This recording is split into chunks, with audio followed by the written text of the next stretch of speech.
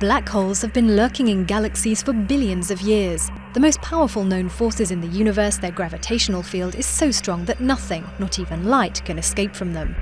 They're actually packed full of space matter, so are not really holes at all. There are at least two types of black hole. Stellar mass black holes form when a huge star more than 10 times bigger than our Sun burns up all its fuel and collapses in on itself. Scientists say there could be millions in our galaxy, the Milky Way, alone.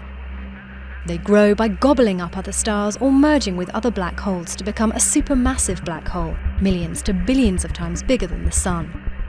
Humans can't see black holes, but we can observe their effect on matter close by.